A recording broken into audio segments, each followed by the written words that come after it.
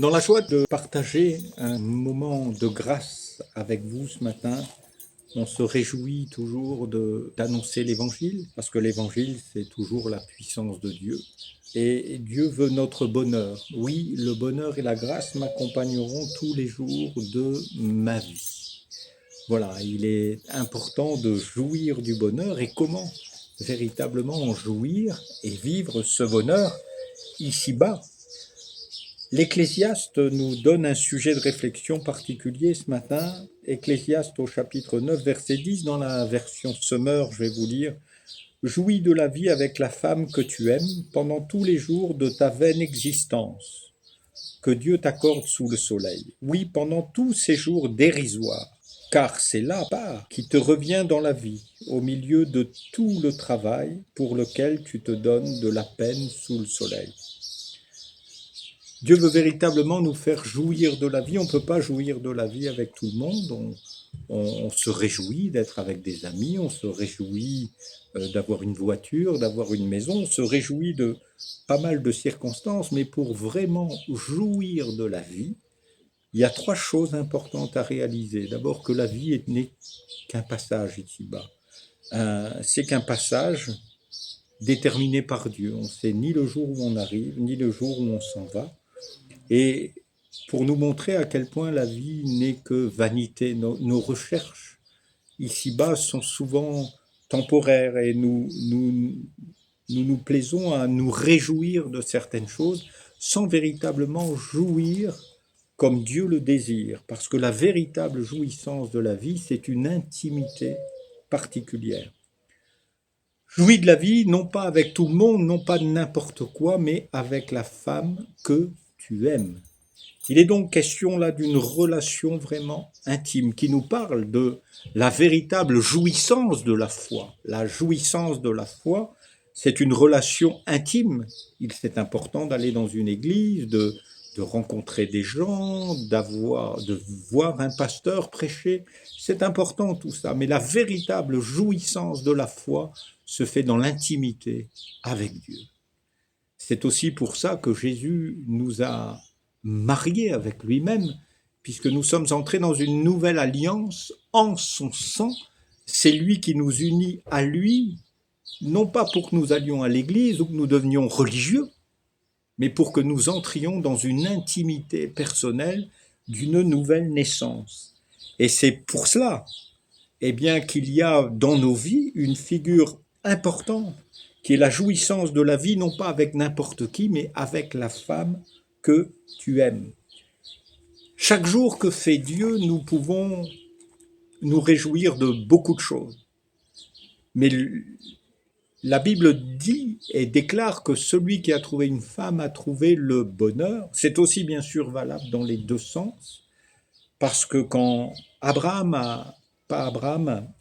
a découvert Ève, et quand Ève a découvert Adam, eh bien, ils ont su qu'ils étaient faits l'un pour l'autre, non seulement pour se réjouir au milieu du jardin d'Éden, mais pour jouir d'une intimité l'un l'autre et jouir de la présence de Dieu qui était faite et qui est faite pour l'éternité. Jouir de la vie, il n'est pas question d'attendre d'être mort pour jouir de l'éternité, mais il est important de réaliser que Christ est venu nous donner une vie. Je suis venu, dira Jésus, pour que mes brebis aient la vie et qu'elle l'ait en abondance. Et cette vie, c'est une vie d'intimité avec lui. Tant il est vrai que nous jouissons des choses extérieurement, mais le véritable bonheur est intérieur. Il est révélé par le Saint-Esprit. Au milieu de ces jours qui passent très vite pour chacun de nous, et au milieu du travail, parce qu'il est bon pour l'homme de travailler, et Dieu nous montre aussi dans l'Ecclésiaste cette sagesse. Le précieux trésor d'un homme, c'est son activité. C'est important d'avoir une activité, mais c'est important de pouvoir aussi jouir du travail de vos mains, jouir de la vie, non pas avec tout le monde, mais avec la femme que tu aimes. Voilà ce qui va aussi ficeler et façonner un couple. Les couples ont des enfants, ils ont l'occasion de vivre ensemble, ils ont l'occasion d'aller au travail, de ramener de l'argent, mais ce qui est important aussi, c'est qu'ils savent, qu'ils prennent du temps pour jouir l'un de l'autre. Jouis de la vie avec la femme que tu aimes.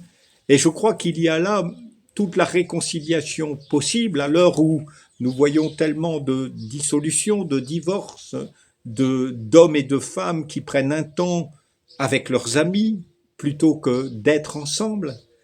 Et nous voyons à quel point c'est important, bibliquement parlant, comment Dieu veut nous faire entrer dans le véritable bonheur. Oui, le bonheur et la grâce m'accompagneront tous les jours de ma vie et j'habiterai dans la maison de l'Éternel jusqu'à la fin de mes jours. Pour ce faire, il faut connaître l'endroit du bonheur. Et ce bonheur et cette grâce, eh bien, Dieu nous la donne au travers de la jouissance que nous avons d'être nés de nouveau et de pouvoir jouir de la présence de Jésus au fond de nos cœurs. La Bible nous invite à être remplis du Saint-Esprit. Pourquoi cela? Pour vivre véritablement une jouissance de la présence de Dieu. Pour beaucoup, la présence de Dieu, c'est une forme religieuse, c'est l'obligation d'aller dans une église, c'est l'obligation de suivre certaines règles. Mais la jouissance de la vie avec Jésus, c'est réaliser que nous sommes devenus ses enfants. Plus encore, nous sommes devenus l'épouse de Jésus-Christ. Et comme Jésus se révèle à nous comme un époux, et comme il peut nous chérir, il veut nous faire jouir de la vie pleinement. Et pour jouir de la vie pleinement, il faut s'accrocher et s'adonner à ce que Dieu nous a donné. Et le meilleur que Dieu a donné à l'homme, eh bien, c'est la femme. Il n'est pas bon que l'homme soit seul. Je lui donnerai une épouse semblable à lui, qui sera aussi son vis-à-vis. Et pour jouir pleinement de la vie et du bonheur de la grâce, il nous faut ce vis-à-vis, ce miroir qui est le reflet du bonheur. Et celui qui aime sa femme s'aime lui-même. Aussi, il est important de réaliser que ces moments sont des moments de guérison pour les couples. Nous ne voulons pas prêcher l'évangile pour dire des mots, mais nous voulons véritablement que les uns et les autres puissent saisir ces instants.